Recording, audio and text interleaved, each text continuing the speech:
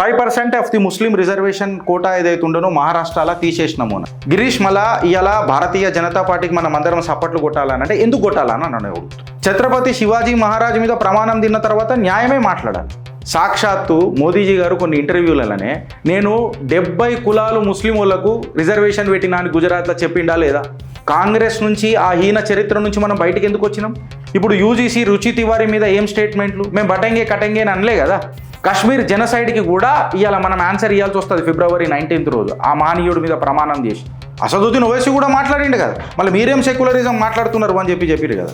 But Asaduddin ఓవైసీకి అదే మాట్లాడాడు. ఏంటంటే ఛత్రపతి శివాజీ మహారాజ్ ఎంత సెక్యులరో చెప్తాడు, మళ్ళీ నిజాం ఎంత థియోక్రటికో చెప్పాడు.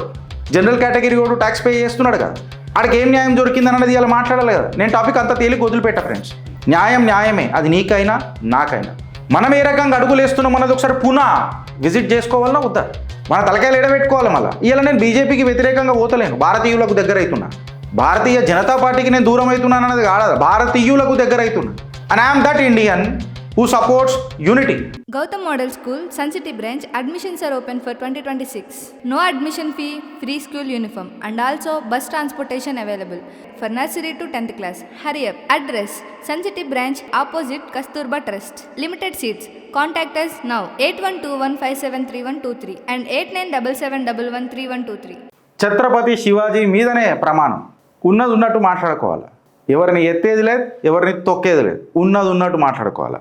ఇది చాలా నడిచింది కూడా. నిన్న ఎన్డీటీవీలో వచ్చిన కథనం 5% of the Muslim reservation quota ఏదైతే ఉండనో మహారాష్ట్రలో తీసేసినాము అని. Maharashtra nullifies 5% quota for Muslims. It was in limbo since 2014. 5% reservation was announced by the Congress NCP government in 2014. It was introduced by an ordinance but never became a law.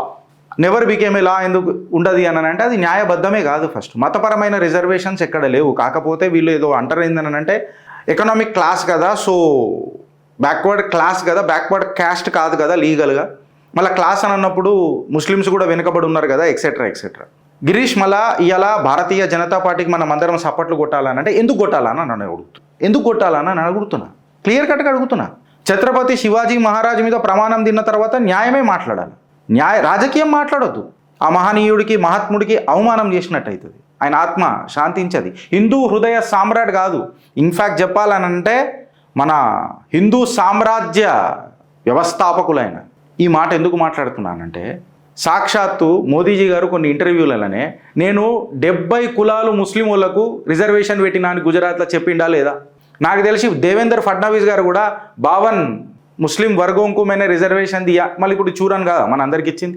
చూరన్ కాదా అని అంటున్నా. నేను ఎందుకు ఇంత క్లారిటీగా ఇవాళ బీజేపీ మీదకి ఎస్పెషల్లీ దీని మీద మాట్లాడుతున్నాను అంటే క్లియర్ కట్గా నా విజన్ క్లియర్ కట్గా ఉంటుంది. డోగులాపన వద్దు మనకు. కాంగ్రెస్ నుంచి ఆ హీన చరిత్ర నుంచి మనం బయటకు ఎందుకు వచ్చినాం? అట్లీస్ట్ వీళ్ళు మనకు స్ట్రైట్ ఫార్వర్డ్ కనబట్టరు, మన పార్టీ లెక్క కనబడ్డదు. ఇప్పుడు ఈ చూడండి, గిరీష్ తీసేసిరు కరెక్టే.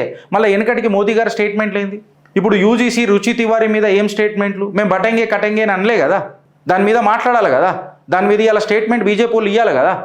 ఆడ బ్రాహ్మణుల మీద ఎక్సెట్రా అగ్రకులాల మీద దాడులు జరుగుతూ ఉంటాయి, వాళ్ళు మనుషులు కదా, భారతీయులు కదా. కాశ్మీర్ జెనసైడ్కి కూడా ఇవాళ మనం ఆన్సర్ ఇవ్వాల్సి వస్తుంది ఫిబ్రవరి 19th రోజు ఆ మహనీయుడి మీద ప్రమాణం చేసి. మనం పెద్ద పెద్ద విగ్రహాలు పెట్టినంత మాత్రాన హిందూ హృదయ సామ్రాట్లం అయిపోము. ఎందుకనంటే ప్రమాణం తిన్నది మనము హిందూ సామ్రాజ్య వ్యవస్థాపకుడి మీద. ఆయన దాంట్లో అందరు సమానమే ఉండే, ముస్లిం జనరల్ ఉండే, సేనాపతులు ఉండే. అసదుద్దీన్ ఓవైసీ కూడా మాట్లాడిండు కదా, మళ్ళీ మీరేం సెక్యులరిజం మాట్లాడుతున్నారు అని చెప్పారు కదా. బట్ అసదుద్దీన్ ఓవైసీకి అదే మాట్లాడాడు. ఏంటంటే ఛత్రపతి శివాజీ మహారాజ్ ఎంత సెక్యులరో చెప్తాడు, మళ్ళీ నిజాం ఎంత థియోక్రటికో చెప్పాడు. ఈ డోగ్లా పనాతోనే కదా మనం వ్యతిరేకిస్తాం అసదుద్దీన్ ఓవైసీని. But fact of the matter ఏంటంటే మీరు చూరని ఎందుకు ఇస్తున్నారు హిందువులకు? బికాజ్ యూజీసీలే తీసుకొచ్చింది మీరు. ముస్లిం కులాలల్లా 70 కులాలకు నేను రిజర్వేషన్ ఇచ్చినా అని ఈ చూరన్ మోడీ గారు మాట్లాడలేదా? ఫడ్నవీస్ గారు మాట్లాడతలేరా? దానికంటే ముందు ఇలా అన్నిటి మీద చర్చ జరగాల. When it comes to reservation, Ambedkarism అని ఎక్సెట్రా మాట్లాడతారు కదా. మహనీయుడు అంబేద్కర్ గారు కూడా 10 సంవత్సరాలకి రిజర్వేషన్ కావాలని అన్నారు. మళ్ళీ దాని మీద క్లారిటీ ఏమొచ్చింది? 12 సంవత్సరాలు మనం ఏగినాం, అయినాక మాట్లాడుతున్నాం. కొన్ని విషయాల మీద పిచ్చ క్లారిటీ ఉండాలి. ఇలా దాని మీదకే కదా పెద్ద పెద్ద పంచాయతీలు అవుతున్నాయి. వెనకటికి బీజేపీ ప్రభుత్వం 10% పెంచింది, మేము కూడా ఒక 10% పెంచినాం, రిజర్వేషన్ నడుస్తూనే ఉంటుంది అని చెప్పి మాట్లాడితే నా వ్యక్తిగత అభిప్రాయము సుప్రీంకోర్టులు కోర్టులు కూడా వెదర్ రిజర్వేషన్ అనేది ఇక జీవితాంతం నడుస్తూనే ఉంటుందా? మళ్ళీ నేను ఇవాళ కాంగ్రెస్ బీజేపీ రాజకీయ విశ్లేషకారులను అనలిస్టులను ధురంధరులను వాళ్ళందరినీ పండితులను అందరిని అడుగుతున్నా. మళ్ళీ రిజర్వేషన్ వాళ్ళని అప్లిఫ్ట్ చేస్తుంది అని అంటే 70 సంవత్సరాల నుంచి మీరు ఇచ్చిన రిజర్వేషను వాళ్ళు అప్లిఫ్ట్ ఎందుకు అవుతలేరు, వాళ్ళు అట్లనే ఎందుకున్నారు అని ముచ్చట మాట్లాడాలి కదా. ఆ ముచ్చట మాట్లాడే కంటే ముందు మళ్ళీ రుచి తివారికి ఏం న్యాయం జరగాలన్నది మాట్లాడాలి కదా. దాని మీద ఎందుకు మాట్లాడతలేమో అని అంటున్నా. జనరల్ కేటగిరీ వాడు ట్యాక్స్ పే చేస్తున్నాడు కదా, ఆడికి ఏం న్యాయం దొరికింది అన్నది ఇలా మాట్లాడాలి కదా. నేను టాపిక్ అంత తేలిక వదిలిపెట్టా ఫ్రెండ్స్. న్యాయం న్యాయమే, అది నీకైనా నాకైనా అది ఎవరికైనా. మనం హిందుత్వ ఇవాళ ఛత్రపతి శివాజీ మహారాజ్ మీ దగ్గర మనం ప్రమాణం దీన్ని మాట్లాడితే జీజాబాయి పుత్రులలాగా మనం అందరం మాట్లాడితే ఆ తల్లి ఆవేదన ఏముండే? మొఘల్ సల్తనత్ని గడ్డపార దించాలని ఉండే, అన్యాయాన్ని ఛేదించాలని ఉండే, నా కొడుకు ధర్మబద్ధమైన పరిపాలన అందించాలని ఉండే. అంత పవిత్ర పావనమైన ఆయన ఛత్రపతి శివాజీ మహారాజ్ మీద ప్రమాణం తిన్న తర్వాత పవిత్ర పావనమైన దినం నాడు మనం ఏ రకంగా అడుగులేస్తున్నాం అన్నది ఒకసారి పునః విజిట్ చేసుకోవాలన్నా వద్దా? And if you are not emotional to this scenario, ఇది నార్మలా? ఇది అన్యూజువల్ కాదా? మళ్ళా బీజేపీ దీని మీద మాట్లాడాలా? 10 మంచిగున్నాయి, బట్ ఈ ఒక్కటి ఎందుకు తప్పు అవుతుంది? మీరు కాంగ్రెస్ కంటే కొంచెం భిన్నంగా ఉన్నారనే కదా మీ దగ్గరకు వచ్చి ఓటేసినారు. మళ్ళీ దీని మీద మాట్లాడాలా? మీ పాలసీలు నేను పొగుడుతా, అందులో డౌటే లేదు. మీరు తీసుకొస్తున్న దేశభద్రత నేను కాళ్ళు గడిగి నెత్తి మీద నీళ్ళు పోసుకుంటా, అలా డౌటే లేదు. నాకు కొంచెం ఈడ ఇబ్బందికరం ఉన్నా ఈ టాపిక్లో నేను మీకు ఓటేస్తా, నేను కాదని అంటలేను. అంటే ఇప్పుడు ఇది ఎట్లా అయిపోయింది అంటే ఆడ చెడ్డోడు వీడు మంచోడైతే కాదు, మంచి చెడ్డోడు అని అంటే నడుస్తుందా? ఆ మంచి చెడ్డోడు ఏంది అని అంటున్నా. న్యాయం ఏడ జరుగుతుంది అని చెప్పి నేను మాట్లాడుతున్నా. మళ్ళీ మాట్లాడేటప్పుడు ఏం మాట్లాడుతున్నాం? మళ్ళీ రుచి తివారికి మనం మాట్లాడాలి కదా. కాశ్మీరీ జెనోసైడ్ గురించి మాట్లాడేసినాం, అయిపోయింది, అది కథం అయిపోయింది అని చెప్పి మరి మాట్లాడితే మళ్ళీ ఇలా దీని మీద ఏం మాట్లాడుతున్నాం మనం? యూజీసీ మీద మన భారతీయ జనతా పార్టీది ఒక వైఖరి ఏంది? సుప్రీంకోర్టు కొట్టేసింది, సుప్రీంకోర్టు అన్యాయం కాబట్టే కొట్టేసింది. మన తలకాయలు ఎడబెట్టుకోవాలి. మళ్ళీ ఇలా నేను బీజేపీకి వ్యతిరేకంగా పోతలేను, భారతీయులకు దగ్గర అవుతున్నా. భారతీయ జనతా పార్టీకి నేను దూరం అవుతున్నాను అన్నది కాదు, భారతీయులకు దగ్గర అవుతున్నా. ఎవరెవరైతే భారత్ చల్లగుండాలని కోరుకుంటారో मैं जातिवाद नहीं चाहता, अगर मैं चाहता हूँ तो मैं भारतीयता एकता चाहता हूँ. अगर एकता के लिए अगर ये आप समझते हो कि ये मूर्खता है कि मैं मूर्ख बनने के लिए रेडी हूँ, मैं रेडी हूँ. And I am that Indian who supports unity. And I am that Indian who మే సెక్యులర్ వాదిని నేను కాదు, నేను ఓపెన్గా చెప్తున్నా. మళ్ళా నేను సెక్యులర్ వాదిని కాను. సెక్యులర్ వాది అని అంటే నా డెఫినేషన్లో కొంచెం డిఫరెంట్ ఉంటుంది బ్రదర్. నా డెఫినేషన్లో సెక్యులరిజం అని అంటే నువ్వు నా దేవుడికి ఎంత, నా ధర్మానికి ఎంత వాల్యూ ఇస్తావో నేను నీ ధర్మానికి అంతే వాల్యూ ఇస్తా. Simple clarity. సెక్యులరిజం డెఫినేషన్ ఇంతే. ఆడెవడో వచ్చి నన్ను తిడతాడు అని అంటే కుదరదు నా దగ్గర. And this is what I have been taught. మనం ఎందుకు ఇవ్వాలి దీని మీద, ఎందుకు మాట్లాడతలేం? మనం మాట్లాడాలా. మనము రామజన్మ భూమి ప్రాణప్రతిష్టకు ఎంత తహతహలాడినము, ఆ తపస్సు రామ ప్రాణప్రతిష్ఠ కాగానే కారిపోయిందా? అంటే అది ఒకటే ఘట్టం ఉండేనా హిందువుల మనోభావాలను చైతన్యం చేయనికే?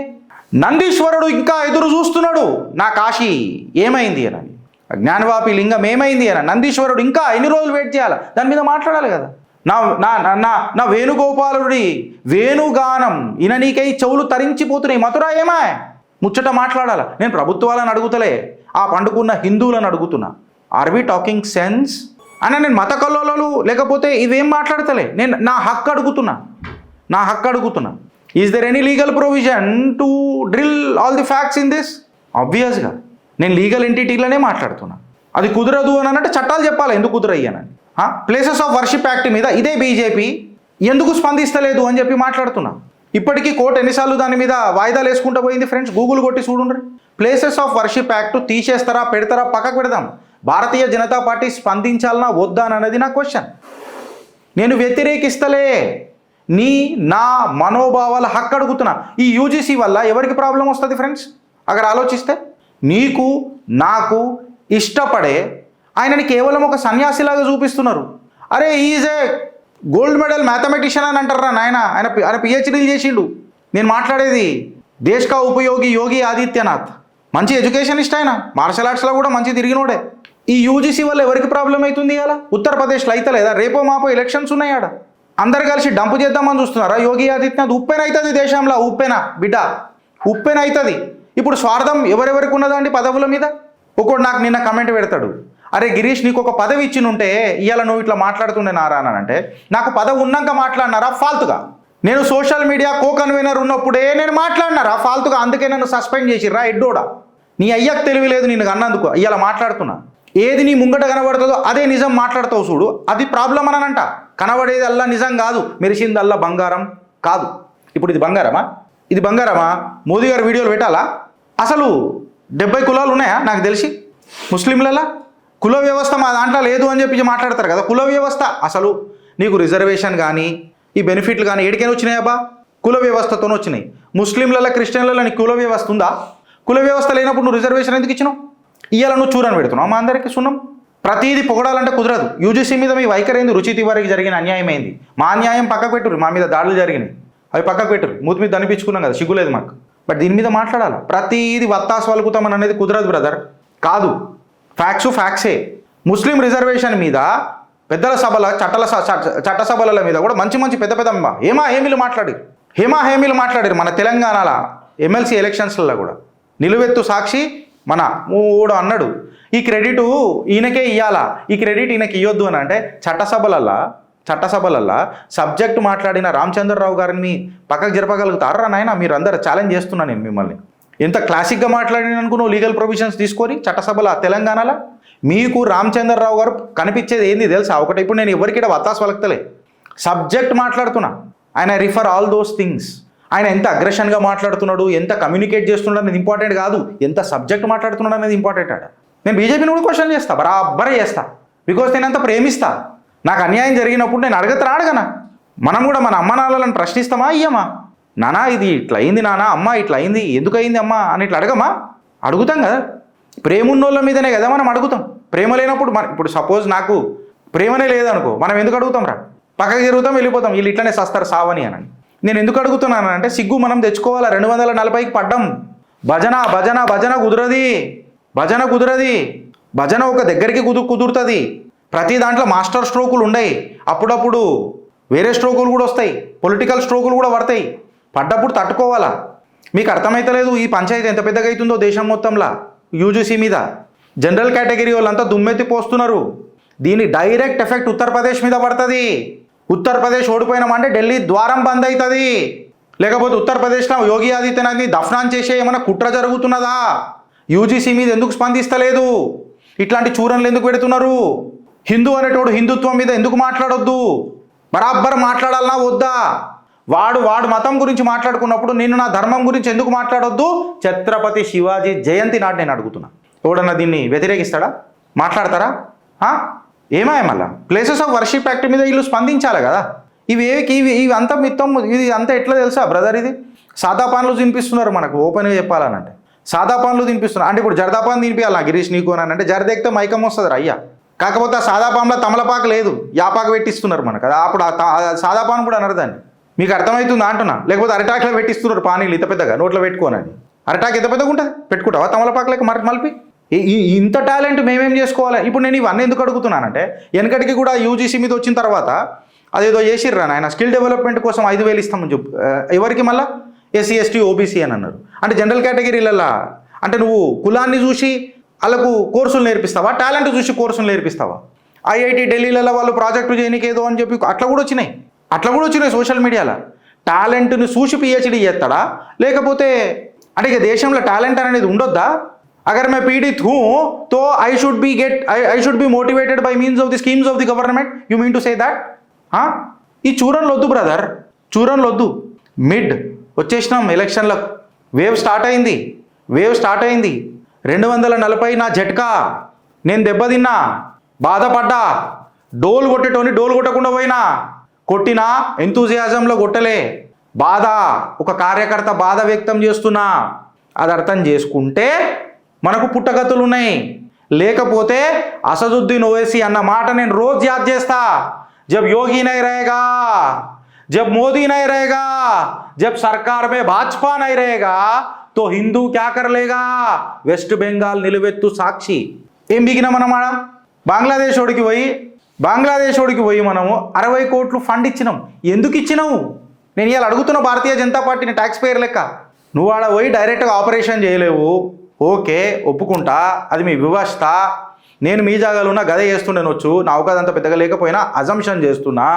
బట్ ఫ్యాక్ట్ ఏందనంటే సార్ 60 కోట్లు బంగ్లాదేశ్కి ఎందుకు ఇచ్చిర్రు? ఇది పార్లమెంట్లో మాట్లాడారు కదా మొన్న. మనకి తెల్ల మొక్కలు ఎందుకైనాయి?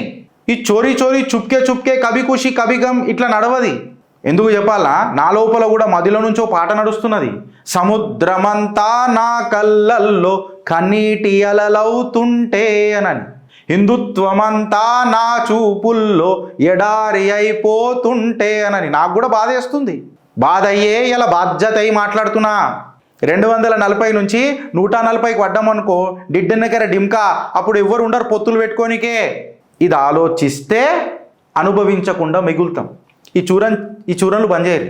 ఫస్ట్ యూజీసీ మీద ఏందో స్పందించురు. ఇప్పుడు ఒక మాట మాట్లాడతారా, నేను ఇష్టపడే పార్టీకి నేను ఇవాళ ఇట్లా మాట్లాడుతున్నానంటే ఎంత ఎక్కువ ప్రేమ ఉందనని మీరు ఆలోచిస్తారా, లేకపోతే నేను నష్టం చేస్తున్నాను మీరు ఆలోచిస్తారా? యోగి ఆదిత్యనాథ్ మనకు కనబడాలి, భవిష్యత్తు కనబడుతుందా లేదా, భారత్ది ఆయన చేతిలో కనబడుతుందా లేదా? ఇప్పుడు మోదీ గారిని ఎంతోమంది వ్యతిరేకించారు పార్టీలో. ఆనాడు అభినవ జాతిపిత అటల్ బిహారీ వాజ్పేయి గారు, అద్వానీ గారు ఆయన తీసుకురాకపోయి ఉంటే ఇవాళ భవిష్యత్ ఇట్లా కనబడుతుండేనా భారత్ది, ఆత్మనిర్భర్ కనబడుతుండేనా భారత్ది? తో సెకండ్ లైన్ అనేది రావాలన్నా అవుతా ఉత్తరప్రదేశ్ మీద ఎందుకు అంత కుట్ర? యూజీసీ జనరల్ కేటగిరీ అక్కడ పడుతున్నదిరా వేటు, మీకు అర్థమైతలేదు. వాడు ఆయన సమర్థవంతంగా హ్యాండిల్ చేసుకుంటూ వస్తున్నాడు. తెలంగాణలో ఇప్పటిదాకా బడ్జెట్ ప్రవేశపెట్టాలి నా ముఖ్యమంత్రి, ఇప్పటిదాకా బడ్జెట్ పెట్టలే. ఏడేళ్ళో పోయి సమిట్లలో తిరుగుతున్నాడు.